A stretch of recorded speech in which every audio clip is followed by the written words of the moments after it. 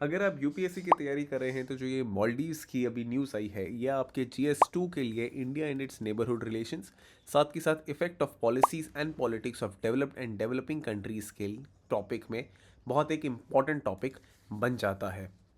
हुआ ये है कि मालदीव्स की ऑफिशियल रिक्वेस्ट पे इंडिया ने अलाउ कर दिया है export of some food items essential commodities such as rice, wheat, sugar, potatoes, onions and eggs. तो आपको लगेगा कि इसमें अलाउ क्या किया है, तो ये तो हम एक्सपोर्ट करते ही हैं। देखिए, कुछ टाइम पहले इन सब फूड प्रोडक्ट्स को इनके एक्सपोर्ट्स पे रिस्ट्रिक्शंस लगाई गई थी so as to control domestic inflation. India Maldives agreement of 1981 के तहत मालदीव्स को इंडिया कुछ एसेंशियल कमोडिटीज सप्लाई करता है, लेकिन इंडिया के पास ये राइट है कि वो अपनी एसेंशियल कमोडिटीज़ या किसी भी कमोडिटी पे कोई भी रिस्ट्रिक्शन लगा सकता है, ये देखने के लिए कि उनके डोमेस्टिक कंसर्न्स मीट हो रहे हैं या नहीं हो रहे हैं। तो उन कंसर्न से बचने के लिए मालदीव्स ने अप्लाई किया था कि आपने जो कोटाज लगाए हुए हैं, कोटाज का मतलब होता है कि इतनी क्वांटिटी के ऊपर जो प्रोडक्ट्स हैं वो एक्सपोर्ट्स नहीं हो सकते, चाहे पोटैटो हो, अनियन हो, राइस हो, वीट हो, शुगर, दाल, स्टोन, रिवर सैंड।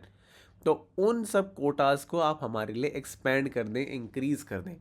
वही अब किया है मॉरिशस। इसकी मालदीव्स की ऑफिशियल रिक्वेस्ट आने के बाद इंडिया ने इन सब कोटाज को एक्सपैंड कर दिया है मालदीव्स के लिए, और साथ ही साथ एक यूनिक बायलैटरल मैकेनिज्म के अंदर इनको ये सर्टेनिटी भी दी है कि अब 2024-25 में इनके ऊपर और कोई न्यू रिस्ट्रिक्शन या प्रोहिबिशन नहीं लगेगी।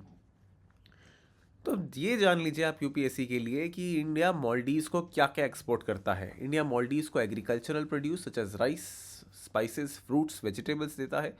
मालदीव्स से क्या लेता है? मालदीव्स से प्राइमरीली स्क्रैप मेटल्स लेता है। 2022 में इंडिया मालदीव्स का सेकेंड लार्जेस्ट ट्रेड पार्टनर था और 2023 में इंडिया मालदीव्स का लार्जेस्ट ट्रेड पार्टनर बन गया है। रिसेंटली हमने देखा है कि इंडिया मालदीव्स के जो रिलेशंस हैं वो थोड़े डाउन साइड पे चल रहे हैं, क्योंकि जो मालदीव्स के प्रेसिडेंट हैं ये अपना प्रो चाइना स्टैंड लेके इलेक्शन से तो जीत के आ गए, लेकिन इन्हें पता चल गया है कि इनका और कोई बेस्ट फ्रेंड बनने नहीं वाला जो इनकी हेल्प करेगा।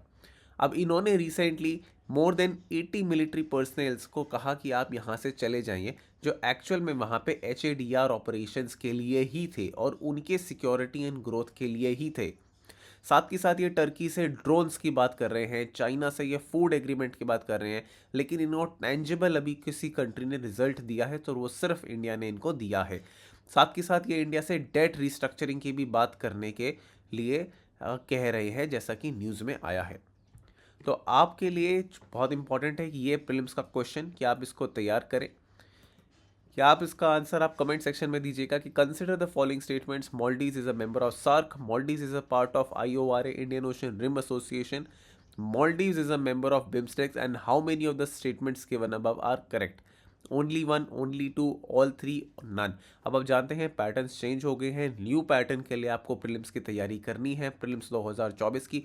इस चैनल को आप क्विकली सब्सक्राइब करें, क्योंकि ये एक ओनली एंड ओनली ये चैनल है जो आपको करंट अफेयर्स के साथ ना कि ओनली प्रीलिम्स, मेंस की भी क्वेश्चंस की तैयारी कराता है, और सिर्फ खाली न्यूज़ बात नहीं करता, आपके लिए स्पेसिफिक बात करते हैं। मेंस में GS2 के लिए आपसे ये क्वेश्चन आ सकता है, in the recent times India Maldives relationship is being affected by the swings of third party intervention, comment.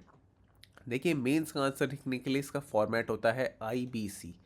सबसे पहले आपको इंट्रोडक्शन लिखनी होती है, जिसमें आप लिखेंगे कि इंडिया मालदीव्स रिलेशनशिप, आप इसके बारे में कुछ बता सकते हैं कि like India is the largest trade partner of Maldives in 2023, however the relationships are going on a southern side. फिर आप कह सकते हैं इसमें बॉडी कि आप लिखेंगे कि ये जो थर्ड पार्टी इंटरवेंशन की बात हो रही है, इसका मतलब चाइना की बात हो रही है यहाँ पे। फिर आप लिखेंगे कंक्लूजन। कंक्लूजन में आपको ये लिखना होता है कि वे फॉरवर्ड, जिसमें आप लिखिए कि यहां पे आप कंक्लूजन में लिखिएगा कि India's assistance in a unique bilateral mechanism. तो अब आप ये दो क्वेश्चन का आंसर कमेंट्स में दीजिएगा प्रीलिम्स में। प्री क्वेश्चन के लिए इसमें से आपको क्या लगता है, क्या आंसर करेक्ट है? Only one, only two, all three? और मेंस का आंसर आप बना के दीजिएगा कमेंट सेक्शन में। चैनल को सब्सक्राइब कीजिएगा, और आपके कोई भी क्वेरीज हो you can ask us in the comment section. See you in the next video.